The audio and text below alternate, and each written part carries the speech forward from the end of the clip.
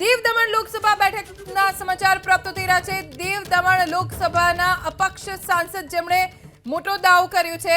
દીવ દમણ લોકસભાના અપક્ષ સાંસદ ઉમેશ પટેલ જેમણે મોટો દાવો કર્યો છે।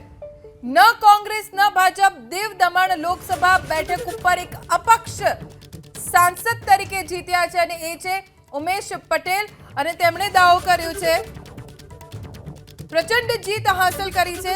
लालू पटेल ने हरावीने उमेश पटेले बाजी मारी है। त्यारे उमेश पटेले कहू कि आ जीत लोकोने समर्पित है।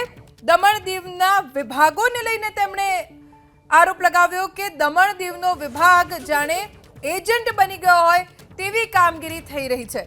बंने पार्टीना फोन आवे छे अने अमे लोकोने पूछीने नक्की करीशुं कि कोने समर्थन आपवुं तेवुं तेमणे कह्युं।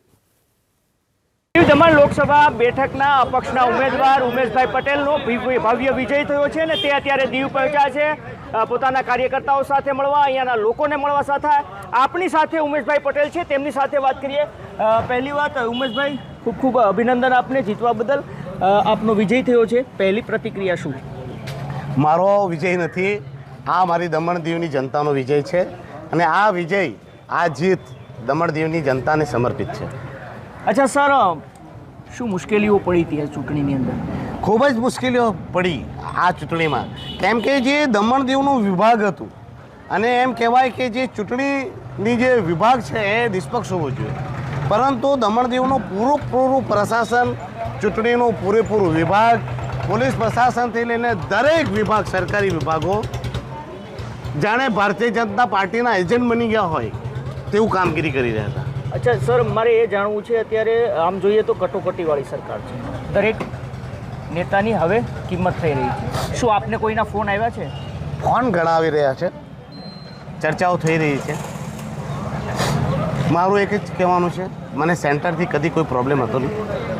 મેં તો જ્યારે પણ મારી ચૂંટણીના ઢંઢેરા કર્યા હોય કે મારે ચૂંટણીનો પ્રચાર કર્યો હોય, મેં એક સદંતર સીધી વાત કરી છે કે ત્યાં સેન્ટરમાં મોદીજી કે કોંગ્રેસની સરકાર સામે મને કોઈ વિરોધ નથી। મને તો મારા દમણ દીવના પ્રશાસનમાં જે તાનાશાહ બેસેલો છે, જે તાનાશાહી ભર્યું વર્તન ચાલી રહ્યું હતું, એના જ સામે મારો વિરોધ હતો। મારા માટે દમણ દીવનું હિત સર્વોપરી છે। દમણ દીવના હિત માટે જે પણ યોગ્ય કરવાનું હશે એ દમણ દીવના મારા આગેવાનો સાથે, કાર્યકર્તાઓ સાથે ચર્ચા વિચારણા કર્યા બાદ દમણ દીવના હિત માટે જે યોગ્ય હશે તે નિર્ણય લેવાશે। કોના ફોન આવ્યા? ભાજપના, કોંગ્રેસમાંથી? બંને બાજુથી ફોનો છે। આપનો શું ડિસાઇડ? હજુ મેં તમને કીધું ને, એ દમણ દીવના હિત માટે મારા કાર્યકર્તાઓ છે એમના જોડે ચર્ચા થશે, એમના બધાને વ્યૂ લેવામાં આવશે। દમણ દીવના લોકો સાથે બી તો ચર્ચા કરવી પડશે અને તે ચર્ચા કરીને દમણ દીવના હિત માટે જે યોગ્ય નિર્ણય હશે તે અમે લેશું। તો આપ ચર્ચા માટે આવ્યા છો અહીંયા?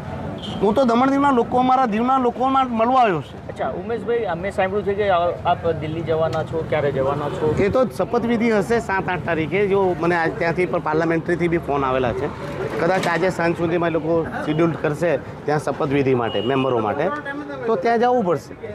ઉમેશ પટેલના પહેલાં એવા કયા કામો હશે જે તમારી ઈચ્છા હતી સાંસદ બન્યા પછી?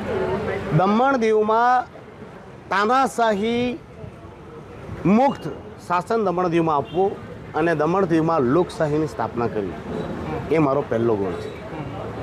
અહીંયા મેં સાંભળ્યું છે કે કોઈ મોટા માથાઓ છે જે અડચણરૂપ હતા, એને કઈ રીતે આપ? મારા પ્રવચનમાં, મારા ભાષણોમાં જે મેં વાદા આપ્યા છે, જે વચનો કર્યા છે, તે લક્ષ્ય પૂરો કરીને જ હું જંપીશ।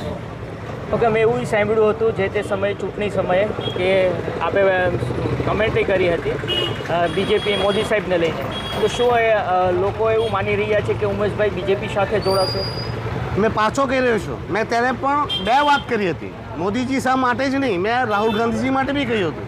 મને મોદીજી સાથે બી કોઈ પ્રોબ્લેમ નથી, મને રાહુલજી અને સોનિયા મેડમ સાથે બી કોઈ પ્રોબ્લેમ નથી। એટલે તમારે એક તરફ તારવવું ગલત છે। દમણ દીવના હિત માટે જે પણ સારું હશે, યોગ્ય હશે, તે અમે નિર્ણય લઈશું। ક્યારે ચર્ચાઓ થશે? આપ 2 દિવસમાં ચર્ચા થશે। હું દીવ આવ્યો જ છું, લોકોને મળવાનો બી છું, કાર્યકર્તાઓ જોડે બી મીટિંગ કરીશ લોકોને। મેં તો કહું કે અમારે થોડા એરિયામાં પણ વાત કરવાની છે, કેમ કે લોકોને પછી એવું નહીં થવું જોઈએ કે આપણે જે એમની મનસા હતી, જે લોકોની ઈચ્છા હતી તેના વિરુદ્ધ ગયા। મેન્ડેટ જે લોકોએ આપ્યો છે, જનાદેશ આપ્યો છે, તેના વિરુદ્ધ જવાની મારી બિલકુલ ઈચ્છા નથી। શું કહેશો દમણની જનતાને? દમણ દીવની જનતાને એટલું જ કહીશ કે હવે ડરશો નહીં, ગભરાશો નહીં. હવે તમારો સાંસદ, તમારો દીકરો, તમારો ભાઈ દમણ દીવની ચૂંટણી જીતી ચૂક્યો છે અને દિલ્હી સુધી તમારા માટે અવાજ ઉચકવા માટે સક્ષમ બની ગયો છે. હવે ગભરાવાની કે ડરવાની જરૂર નથી.